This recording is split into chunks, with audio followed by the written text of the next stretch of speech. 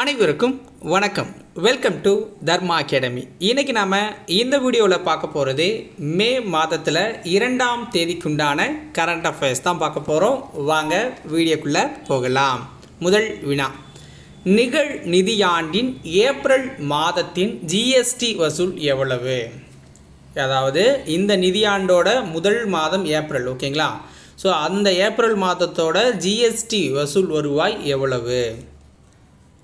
Answer பாருங்கள், 2,10,267 கோடி. 2,10,267 கோடி. ஸோ ஓகேங்களா, ஜிஎஸ்டி அமலுக்கு வந்ததுக்கப்புறம் வசூலாகிற அதிகபட்ச தொகையே இப்போ தான், ஓகேங்களா? ஹையஸ்ட்டு 2 லட்சத்துக்கு மேலே போனதே இப்போ தான் 2,10,000 கோடின்னு வச்சுக்கோங்க, ஓகேங்களா? ஹையஸ்ட்டு. ஸோ அப்போ எக்ஸாமில் கேட்க வாய்ப்பு இருக்குது, அதனால் நோட் பண்ணிக்கோங்க, ஓகேவா?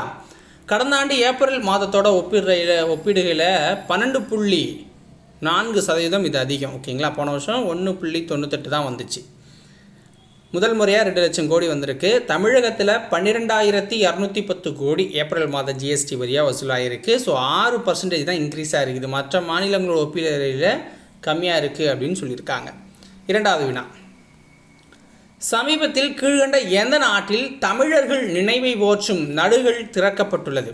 சமீபத்தில் கீழ்கண்ட எந்த நாட்டில் தமிழர்கள் நினைவை போற்றும் நடுகள் திறக்கப்பட்டுள்ளது? ஆன்சர் பாருங்கள், தாய்லாந்து நாட்டில் திறந்திருக்காங்க, ஓகேங்களா? ஸோ அங்கு வாழ்ந்த தமிழர்களின் நினைவை போற்றும் வகையில் இதை அமைச்சிருக்கதா சொல்லியிருக்காங்க. இந்த திறப்பு விழாவுக்கு தமிழக போக்குவரத்து துறை அமைச்சராக இருக்கிற எஸ் சிவசங்கர் போயிருக்காங்க. மாநிலங்களவை திமுக உறுப்பினராக இருக்கிற எம் அப்துல்லா அவர்களும் போய் திறந்து வச்சுருக்காங்க, ஓகேங்களா? ஸோ தமிழக முதல்வர் பார்த்திங்கன்னா 10 லட்சம் ரூபாய் நிதியும் ஒதுக்கியிருக்காரு. ஸோ இந்த நடுகள் எதுக்காக நட்டிருக்காங்க அப்படின்னு பார்த்தீங்கன்னா, 1939 45 வரைக்கும் 2ஆம் உலகப் போர் நடந்துச்சு. அப்போ தாய்லாந்தை பர்மாவோட இணைக்கிறதுக்காக ரயில் பாதை கட்டுமான பணி அப்படிங்கிறது நடந்துச்சு, ஓகேங்களா?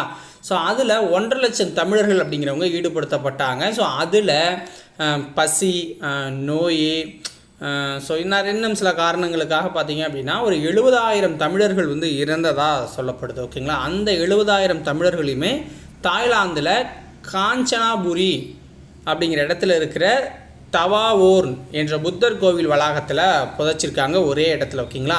ஸோ அந்த இடத்த, அதாவது புதைச்ச இடத்த இப்போ தான் கண்டுபிடிச்சிருக்காங்க. அங்கே இருக்கிற எலும்புகளில் டிஎன்ஏ டெஸ்ட் எடுத்து பார்க்கும்போது தமிழர்களுடையது அப்படின்னு கண்டுபிடிச்சிருக்காங்க. ஸோ அதனால் அங்கே நடுகள் நடப்பட்டிருக்கு, ஓகேங்களா? அடுத்தது,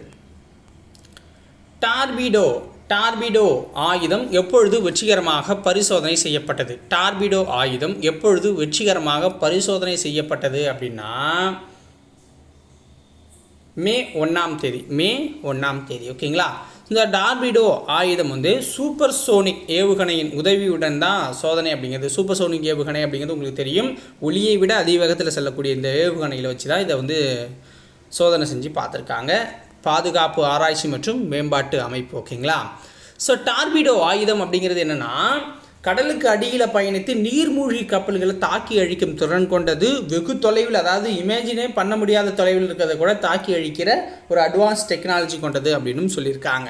ஒடிசா கடலோரத்தில் உள்ள அப்துல் கலாம் தீவில் தான் இதை பரிசோதனை செஞ்சு பார்த்துருக்காங்க. இந்திய கடற்படையின் புதிய தலைவராக நியமிக்கப்பட்டுள்ளவர் யார்? இந்திய கடற்படையின் புதிய தலைவராக நியமிக்கப்பட்டிருக்கவர் யார்னா தினேஷ் திரிபாதி அவர்கள். 26வது தலைவராக நியமிக்கப்பட்டிருக்காரு. சர்வதேச தொழிலாளர் தினம் எப்பொழுது அனுசரிக்கப்படுகிறது? சர்வதேச தொழிலாளர் தினம் எப்பொழுது அனுசரிக்கப்படுது அப்படின்னா மே 1ஆம் தேதி அனுசரிக்கப்படுது. ஸோ தொழிலாளர்களுடைய அந்த கடும் உழைப்பை போற்றும் வகையில் இந்த தினத்தை நம்ம அனுசரிச்சுக்கிட்டு இருக்கோம். ஸோ இந்த வீடியோ பதிவு இதோட முடியுது. உங்களுக்கு பிடிச்சிருந்துச்சுன்னா ஒரு லைக்கை போட்டு விடுங்க. ரொம்ப பிடிச்சிருந்தா லைக் பண்ணி ஷேர் பண்ணுங்கள். நாளைக்கு வேறொரு வீடியோ பதிவில் உங்களை சந்திக்கிறேன். நன்றி, வணக்கம்.